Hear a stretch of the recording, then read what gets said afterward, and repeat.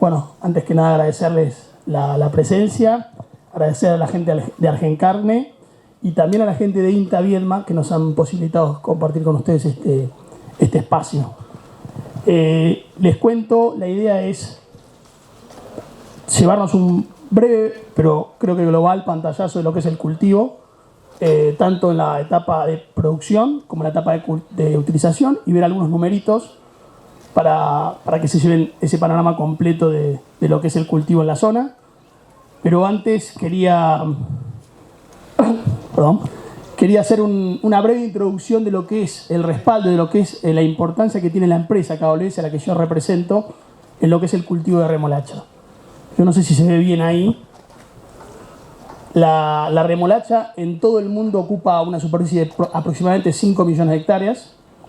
No es importante en cuanto a volumen si lo comparamos quizás con otros cultivos. El maíz solamente en Argentina ocupa 7 a 7 millones y medio de hectáreas en un solo país. Esto estamos hablando de todo el mundo, o sea que la importancia relativa no es grande, pero bueno, es un cultivo, en estas 5 hectáreas, estamos englobando todos los cultivos de remolacha. El más importante es la azucarera y la forrajera está contenida dentro, pero en menor proporción. Pero bueno, lo importante de esto que quiero que vean es que en este mercado que les comentaba, si nosotros vemos el porcentaje de participación de estas 3 empresas que pertenecen al grupo KWS, estamos en un 60% de la participación del mercado. Esto se los muestro para que vean la importancia que tiene KWS a nivel mundial en lo que respecta al mejoramiento de este cultivo y el respaldo que tenemos en el trabajo que estamos realizando desde hace 5 años aquí en Argentina. Para profundizar eso, y simplemente les muestro esto y nada más, la empresa hace más de 150 años que está mejorando cultivos vegetales, semillas de cultivos vegetales, e inició en 1856 con el cultivo de remolacha. Hoy hay otros cultivos, está el maíz, hay cereales, hay girasol, pero el cultivo con el que inició el proceso y el trabajo y la trayectoria en el mejoramiento genético vegetal fue con la remolacha y fue hace más de 150 años. Les muestro un caso que es un dato para que vean cuál es el impacto de las empresas en este sentido. El rendimiento en azúcar en 1856, cuando KWS empezó a trabajar en mejoramiento vegetal, era esto es azúcar, esto es remolacha, obviamente el cultivo de remolacha forrajera, azucarera, 1 tonelada de rendimiento de azúcar por hectárea sembrada. En la actualidad estamos arriba de las 13 toneladas. Ese avance en el rendimiento, en este caso, en esta variable en particular de la remolacha azucarera, se debe gracias al avance del mejoramiento genético. Y ese es el trabajo que hace la empresa en todos los cultivos. Ahora sí nos metemos en lo que es el cultivo específicamente de remolacha forrajera, y para eso voy a hacer un poquito de historia de lo que es la utilización de la remolacha en el consumo animal. Antes que nada, comentarles que la remolacha forrajera, la azucarera, les comentaba recién, la remolacha de consumo humano, la hortícola, son todos la misma variedad, es la misma variedad que es Beta vulgaris, nada más que los procesos de mejoramiento lo que hicieron fue potenciar ciertos atributos para determinado objetivo productivo y en otros casos, como vamos a ver más adelante en la forrajera, potenciar otros, quizás opuestos al del mismo cultivo o a la misma variedad que tiene como objetivo otro uso, como es el caso de la forrajera y la azucarera.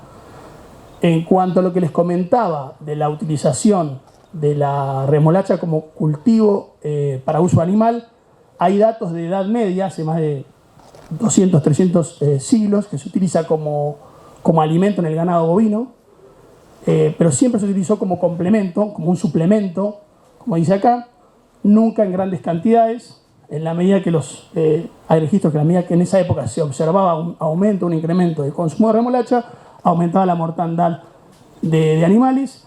En esa época no había demasiada investigación, con lo cual se asociaba a sustancias tóxicas dentro del cultivo. Entonces, el productor de esa época la usaba simplemente como un porcentaje mínimo de la dieta total del animal. Y siempre en la medida que se pasaban en consumo, aumentaba la mortandad. Eso fue así durante siglos, como les comentaba. El cultivo de remolacha es un cultivo relativamente reciente, el de uso forrajero. ¿Por qué? Porque en el 2008 recién se descubrió, se identificó un problema. Este problema de la toxicidad que se creía que era contenida en el cultivo de remolacha, en realidad se identificó como que era acidosis. Eso fue recién en el 2008 en Nueva Zelanda. Un grupo de investigadores de la Universidad de Lincoln trabajó en el cultivo, describió el problema y dijo, no hay sustancias tóxicas en la remolacha, simplemente es un concentrado energético. El concentrado energético, cuando se consume en forma abrupta y no gradual, produce acidosis. Y a su vez describieron una técnica para utilizarla bajo la forma de pastoreo directo, que le llamaron transición, y eso permitió gradualmente ir incorporando la remolacha en la dieta y llegar a consumos ad libitum, a consumos de más del 90% del alimento con la composición de remolacha. Este hito cambió de alguna forma el futuro de la producción del cultivo y como les decía, es relativamente reciente porque hace menos de 15 años que estamos con este cultivo en el mundo. Pero esto es una gráfica que de alguna forma representa este proceso que yo les comentaba, que es la transición. Simplemente para que vean, estos son los días. Acá dice 22, 23 días. Las columnas naranjas es el incremento gradual con los días del consumo de remolacha. Y las columnas de color gris más oscuro es el alimento base, sea una pastura, un verdeo, o sea un heno de alfalfa, como se usa en esta zona, y cuya disminución en el consumo va siendo gradual en la medida que va aumentando la remolacha. Después lo vamos a explicar más en detalle, pero bueno, esta es la gráfica de lo que es el proceso de transición. Como ven, es un proceso simple. Si uno lo lleva adelante de una forma prolija, no hay riesgo de muerte o de mortandad de animales. Estas barras grises un poquito más claras, que se ven bastante constantes, que no se mueven tanto con los días, es una suplementación proteica. En algunos casos, las categorías de animales chicos, que todavía están creciendo, ahora vamos a ver un poquito más en detalle la composición de la calidad de la remolacha, pero es necesario agregar un suplemento proteico para obtener elevadas producciones. Bueno, esto simplemente para que vean la explosión que tuvo, el crecimiento exponencial de la superficie sembrada con remolacha forrajera en Nueva Zelanda, a partir, lo que les comentaba hoy, a partir del 2008, en donde se describe la problemática esta de la acidosis y se trabaja en la tecnología, el cultivo, la siembra o la superficie ocupada con el cultivo creció exponencialmente. Nueva Zelanda hoy es el país que más superficie ocupa en este cultivo a nivel mundial, con cerca de 80.000 hectáreas, y arrancó en el 2008, como les decía, con menos de 100 hectáreas. O sea que este modelo de producción es el que estamos nosotros intentando reproducir aquí en Argentina, también en Chile y en algunos otros países de Europa. Esto es siempre bajo pastoreo directo, ¿no? Bueno, y las causas o el porqué de ese crecimiento tan exponencial, tan abrupto, lo vemos representado en esta gráfica. Los tres pilares que tiene este cultivo o este alimento y que lo diferencian del resto de los alimentos, creo yo que es único, básicamente por este tercer punto, pero bueno, vamos a ir desarrollando los tres puntos rápidamente. Un primer pilar, una primera fortaleza característica que tiene es el alto rendimiento por unidad de superficie. Estamos hablando de rangos de entre 15 hasta 30 toneladas de materia seca. Es muy alta la producción por unidad de superficie. Obviamente este rango depende del ambiente en el que estemos desarrollando la remolacha. Esto es secano, esto es bajo riego y todas las variantes que se puedan imaginar ahí en el medio. Pero bueno, acá en zona hemos tenido producciones hay lugares de los lotes que han marcado 42, 43 toneladas de materia seca de rendimiento en el cultivo. Esto nos permite diluir los altos costos. Tengamos en cuenta... Sí. El promedio de producción de remolacha se compararía con el mejor maíz identificado. Claro, vos podés tener un maíz acá de 18, 20 toneladas de materia seca como muy bueno, y eso trasladado a remolacha sería 35 y hasta 40, porque no todos son, la mayoría están en 15, 14 toneladas de materia seca, 16. O sea, un muy buen maíz acá es una muy buena remolacha que puede dar arriba de 30 toneladas. O sea, que estás arriba, un 30% arriba en rendimiento, con otros costos, ahora lo vamos a ver, pero por eso es muy importante en este punto. El alto rendimiento es una característica de la remolacha, pero para eso hay que hacer un cultivo hortícola, un cultivo intensivo, que tiene un alto costo, que nos permita diluir el costo del alimento, ¿no? Pero sí, es así. El segundo punto es la alta concentración energética, 2,9 megacalorías de energía metabolizable por kilo de materia seca, es prácticamente un concentrado como un maíz, o sea que tiene la misma concentración que un maíz, con la diferencia que uno lo puede utilizar, como les decía, ad libitum. Entonces ya hay una ventaja extra sobre el maíz, y la otra ventaja, yo vendo maíz también, porque la empresa vende maíz, pero realmente tengo que mostrar las bondades que tiene este cultivo, que realmente son muy buenas, y después vamos a ver un poquito también las dificultades. Y el otro, creo que el pilar o la fortaleza que lo diferencia respecto del otro, porque alimentos concentrados energéticos hay muchos, es el nivel de proteína. En general los alimentos con alta concentración energética no tienen proteína, tienen 7, 8, 9% de proteína. Nosotros podemos lograr cultivos en promedio con un rango de contenido proteico entre 10 y 14%. La proteína en el cultivo está en la hoja puede tener hasta un 22, 23% de proteína. Entonces es importante mantener una buena relación hoja-raíz para que se den estos porcentajes de 10 al 14%.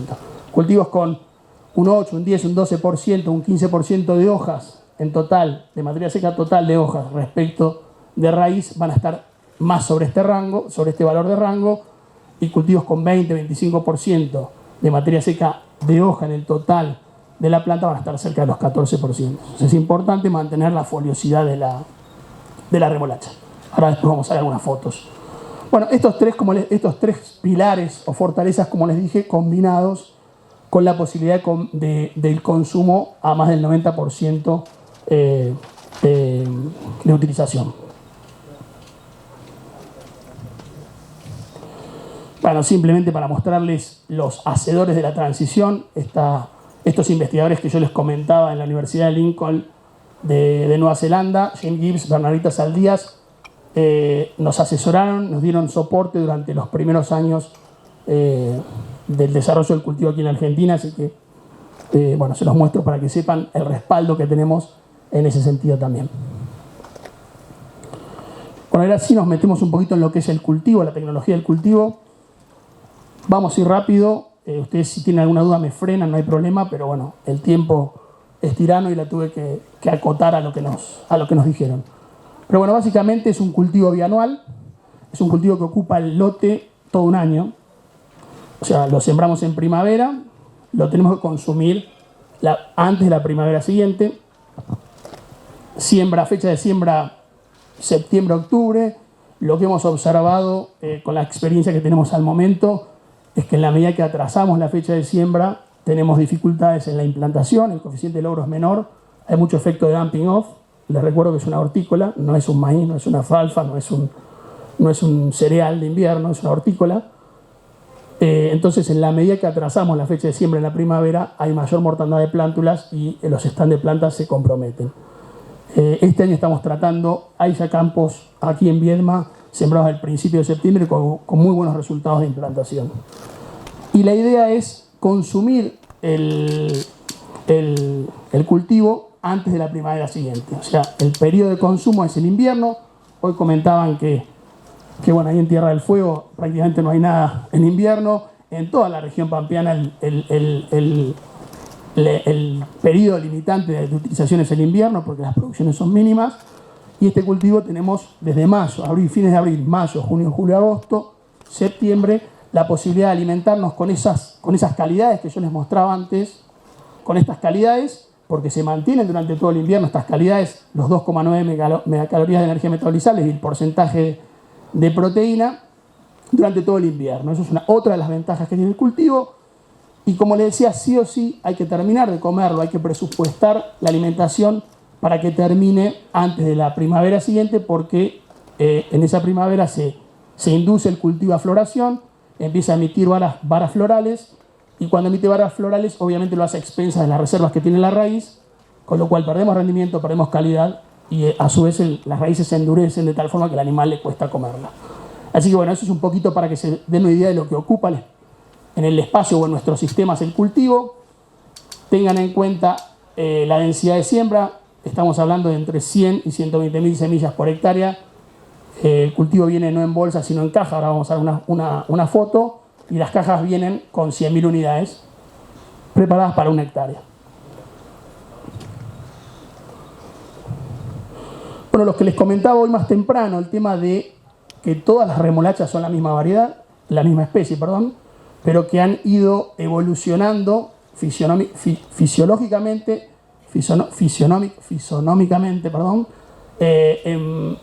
teniendo en cuenta un poquito el objetivo de producción. Esto que se ve a la izquierda, perdón, a la derecha, es una remolacha azucarera. Esto que se ve a la izquierda es una remolacha forrajera. Son muy similares, pero tienen ciertas características diferentes que son las que el mejoramiento genético ha priorizado. En el caso de las forrajeras, no sé si se ve bien ahí, pero esta es la raíz, está por encima de la superficie del suelo, entre un 50 y un 60% de la raíz crece por encima de la línea del suelo, y eso obviamente el objetivo es que el animal pueda acceder a ella y no tenga que andar desenterrándola, o que nosotros no tengamos que generar un costo extra en extraer la raíz. Primer punto, a diferencia de las remolachas azucareras tradicionales, que el 100% de la raíz está por debajo de la línea del suelo.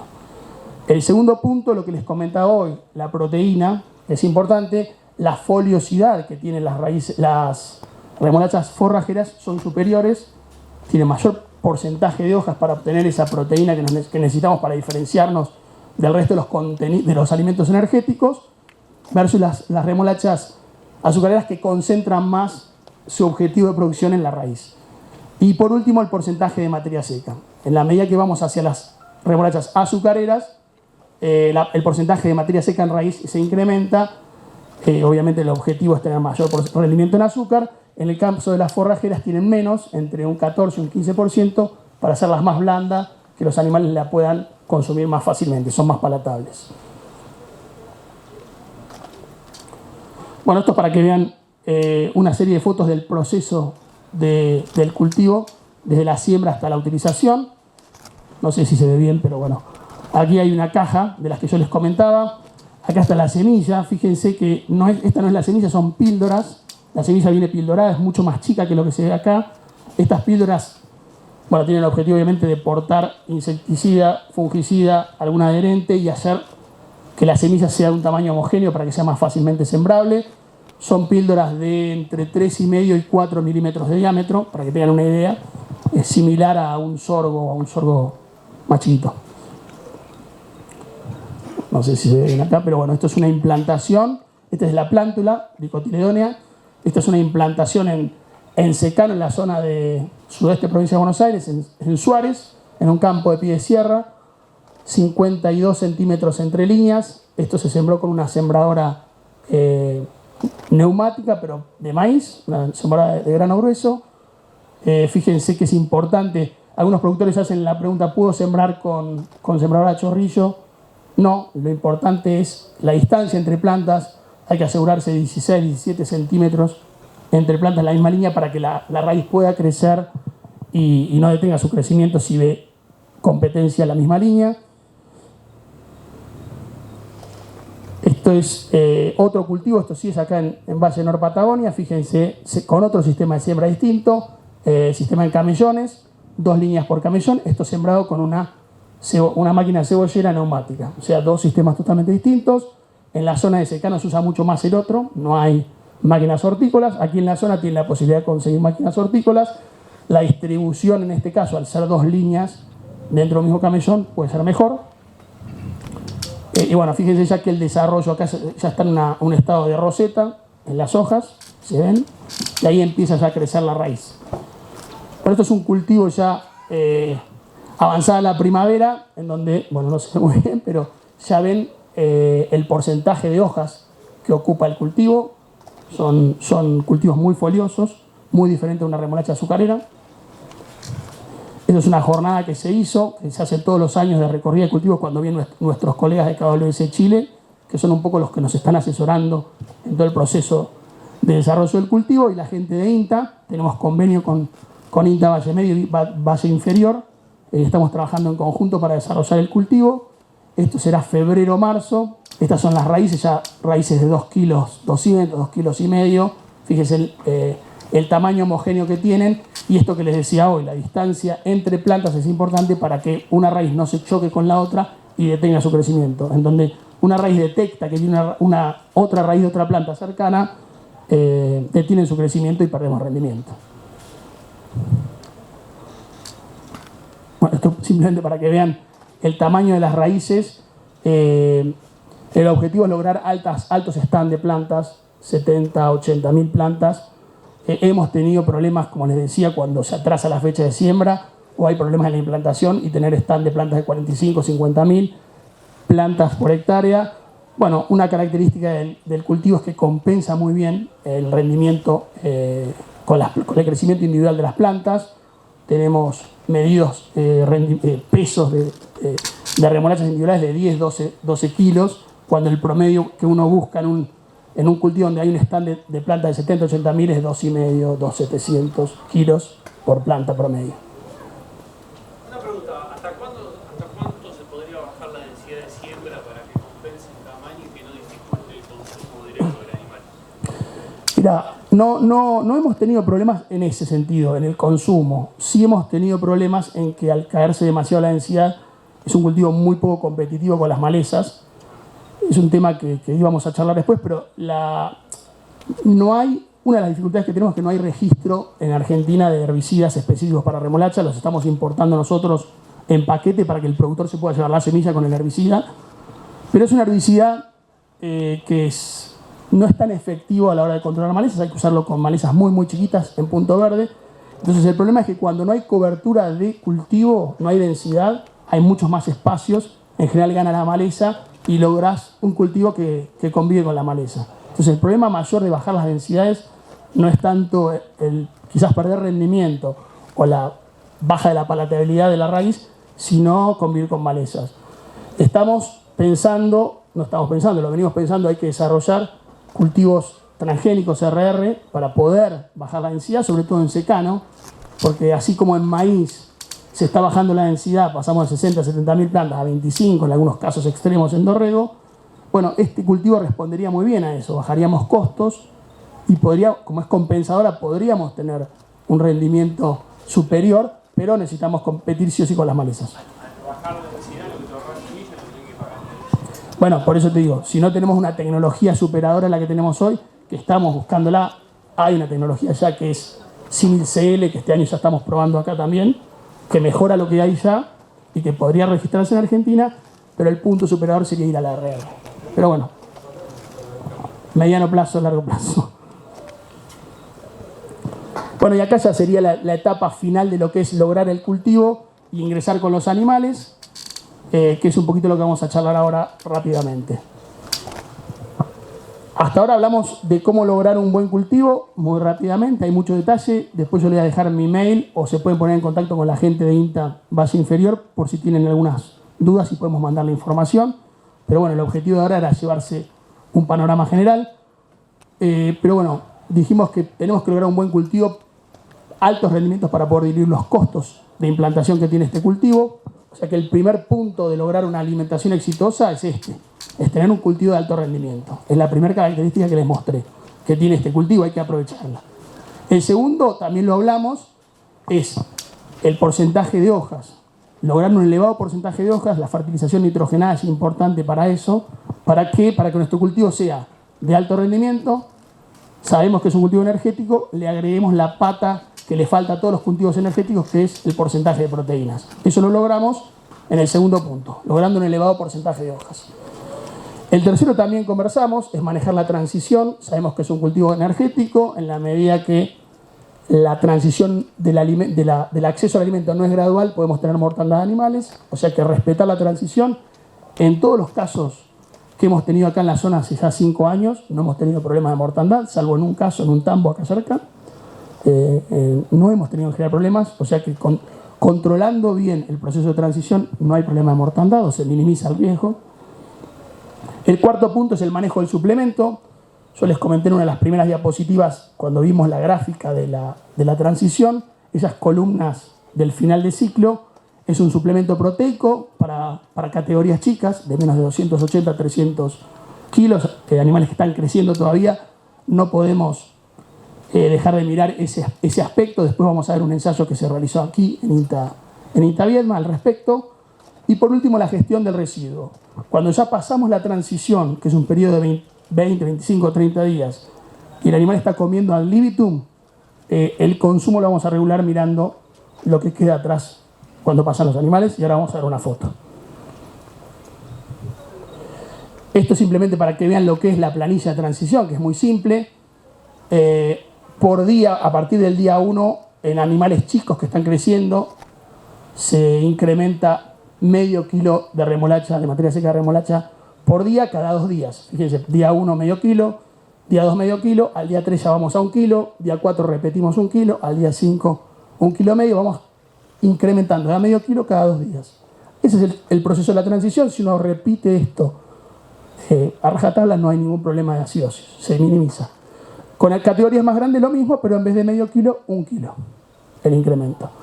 Y remarqué día 1 porque día 1 no es el primer día que los animales entran en contacto con la remolacha, que abrimos la parcela, sino que día 1 es el día en el que todos los animales que están en la parcela están comiendo la remolacha, que es muy diferente.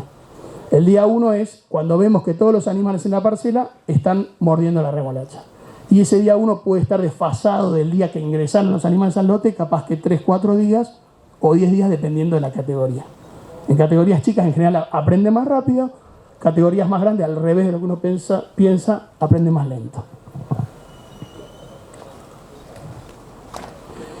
Y esto es lo que les comentaba, lo de la gestión del consumo. Una vez que pasamos esta transición y llegamos al 2,2% del peso vivo de los animales, 2,4% en los animales más chicos o más grandes, 4 kilos, 8 kilos de alimento de remolacha, ya podemos decir que el animal puede empezar a consumir ad libitum sin problema de tener acidosis.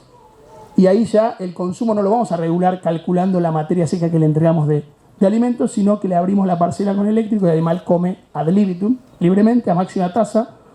¿Y cómo regulamos o cómo sabemos que está comiendo máxima tasa? Por el residuo que van dejando. Las primeras 24 horas, una vez que le abrimos una parcela, queda un 20-25% de residuo. A las 48 horas queda un 15, un 20. A las 72 horas, al tercer día, ya queda un 10%. Y al cuarto día que accedieron a esa parcela, ya hay menos del 5%.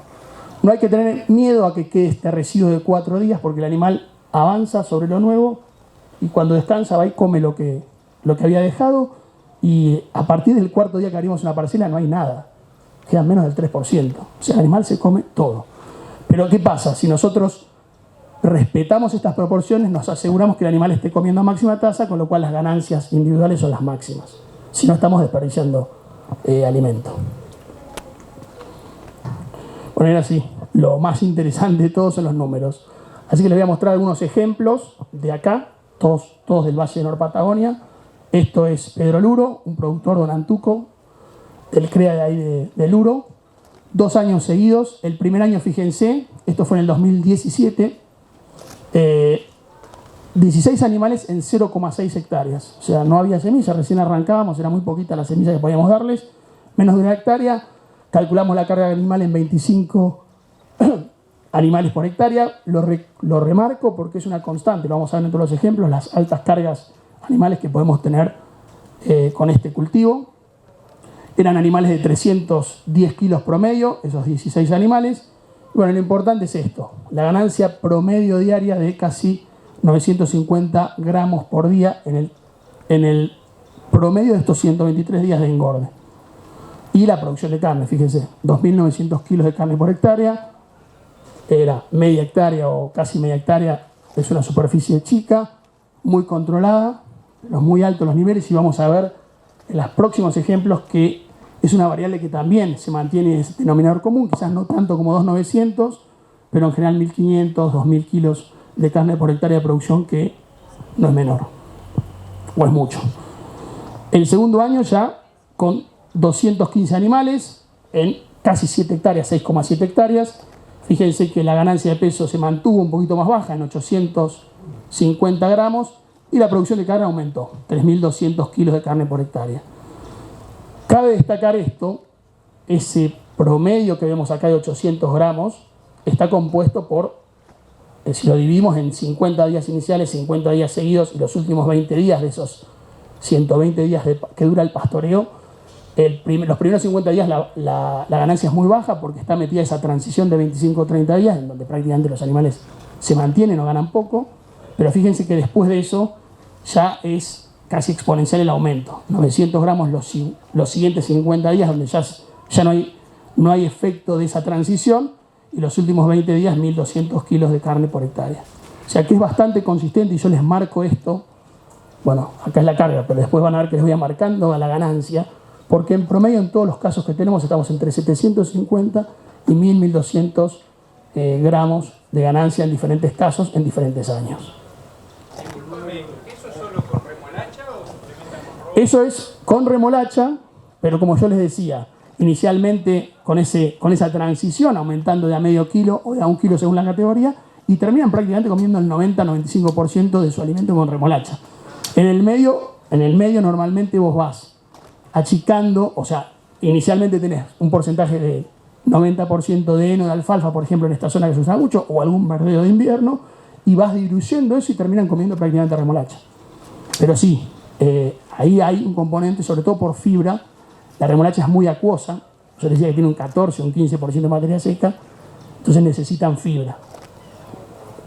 Pero sería el suplemento la fibra y no el alimento base. Ahora vamos a ver, sí. Bueno, esto también no van a ver mucho, pero les aseguro que es real, y después cualquiera que lo necesite se lo puedo pasar, no hay problema. Pero lo que vemos acá es el costo. Yo les decía que es un cultivo intensivo, es un cultivo hortícola. No es solamente intensivo en el uso del tiempo humano, digamos, sino también en el recurso dinero. $1.500, $1.600 por hectárea. O sea, es un cultivo costoso, por eso es necesario lograr altos rendimientos para diluir ese costo.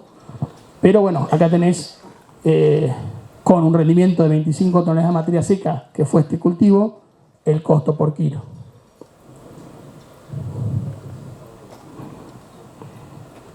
No, 0,6. Sí. 6 centavos, correcto. Después se los paso eso. Este es otro caso. Esto es Luro. Perdón, esto es Ascazú y es Corfo, el campo experimental. La diferencia es que es río por bajo pivot. Bueno, yo no veo nada, pero es 1,3 hectáreas. Lo mismo, 850 gramos de ganancia promedio en esos 110, 120 días de engorde, 2.285 kilos de carne producidos y un margen bruto, que si alguien me ayude, pues yo no veo nada, $2.800 por hectárea. Esto produjo 32 toneladas de materia seca, y también siempre con ingresos de los animales entre fines de abril, mayo o junio y hasta agosto, máximo septiembre. Un punto a tener en cuenta, bueno, acá tenés el costo en pesos de este caso versus un feedlot tradicional, casi el 50%. 161 pesos la remolacha con todo el heno de suplemento, contra 262 del feedlot tradicional en Corfo. Y esto es el otro dato que es importante tener en cuenta. Muchos se preguntan qué pasa con la carne o con la calidad de la carne. La carne es de grasa blanca, apta para exportar cuota Hilton, rendimientos de 55 a 58%. Sí, ya tenemos. Así que bueno, simplemente que es un valor agregado también el tema de la carne. Últimos datos, esto es acá, el INTA Viedma, 2 años seguidos también para mostrarles lo mismo. 895 gramos el primer año, 750 gramos el segundo año, producciones más bajas de carne, fíjense, pero 1.500, 1.400. El promedio en la zona de un engorde anual es de 700 a 800, descrito por la gente de acá de INTA Viedma, o sea que estás en el doble de ganancia de carne con este cultivo. Y esto para mostrarles rápido, que era lo que hablábamos cuando con la suplementación proteica en animales chicos. También se hizo un ensayo acá en INTA Viedma con 2 grupos, uno con suplemento proteico, uno común, con la remolacha y el kilo de heno, ese que hablábamos, y el suplementado con 1,5 kilos de un núcleo proteico al 40%, animales chicos de recría 165, llegaron a 300 kilos al fin del ciclo, y esta es la diferencia de ganancia de peso, casi 700 gramos el grupo control, testigo que no tuvo suplemento proteico, contra 1.200 gramos, casi 1.300 el grupo suplementado. O sea que en animales chicos que se están recriando, que necesitan crecer, sí o sí ese rango de proteínas que yo le comentaba que tiene la remolacha no es suficiente. Lo mismo, no vamos a repetir, carnes de excelente calidad, aquí también dieron esos resultados. Bueno, esto simplemente para mostrarles cómo empezamos con 10 productores hace 5 años, concentrados aquí, en zona de Luro, Viedma y Beltrana en Valle Medio. Y como estamos hoy, enfocados bien en lo que es Nor-Patagonia, ya con algunos casos allá en Viedma, en Gaiman, casos en cordillera, es un alimento ideal para la cordillera, podría funcionar para tu zona también. Y bueno, mayor concentración en todo lo que es el Valle del Río Negro, y estamos trabajando ya hace 3 años, 4, en zona de secano, sudeste y sudeste de la provincia de Buenos Aires. Nos focalizamos en zona sur de la región pampeana, básicamente porque es un cultivo que se adapta muy bien a ambientes templados frescos. Hicimos pruebas en zona núcleo con no tan buenos resultados. Y con esto terminamos.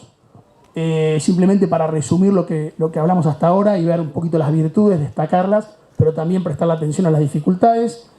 Como virtudes dijimos el alto rendimiento, es el cultivo, creo yo, hoy que más rinde por unidad de superficie con ese rango que hablábamos, materia seca por hectárea. Alimento equilibrado, es energético, pero tiene un buen nivel proteico si mantenemos ese nivel de hojas que comentábamos.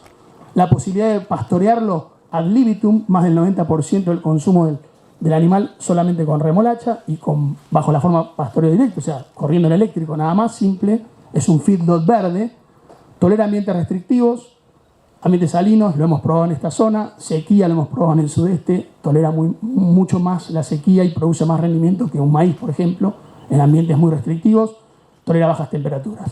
Y lo que les comentaba, el tipo de grasa, color blanco, que no lo da el feedlot.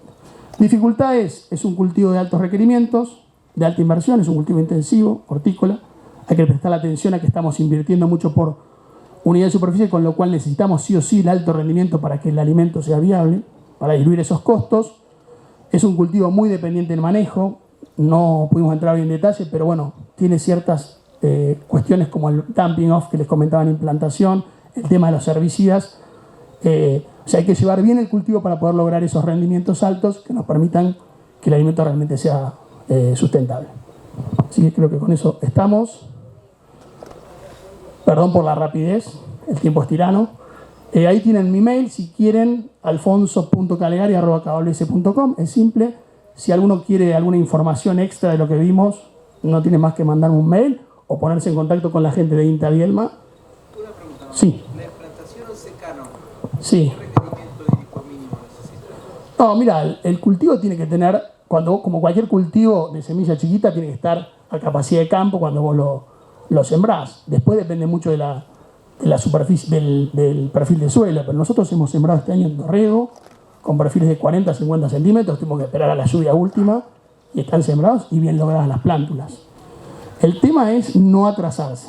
En la medida que vos te atrasás en la fecha de siembra esperando la lluvia, tenemos más probabilidades de perder plántulas por dumping. Pero no es un problema la siembra. Pensá que tenés que ir a 1,5 centímetros, tiene que ser bastante homogénea esa profundidad del suelo, de siembra. Por debajo de los 2 centímetros en general la plántula no sale, o sea, germina pero se muere en el intento, no llega a la superficie, y si te queda muy superficial, se seca rápidamente. O sea que tiene que estar, es muy delicada en eso, porque es una semilla muy chiquita. Pero después no, tiene que tener buena capacidad, tiene que tener buena humedad cuando lo sembrás. Hay gente que ha sembrado en seco esperando la lluvia, y bueno, la implantación es despareja. Bueno, muchas gracias.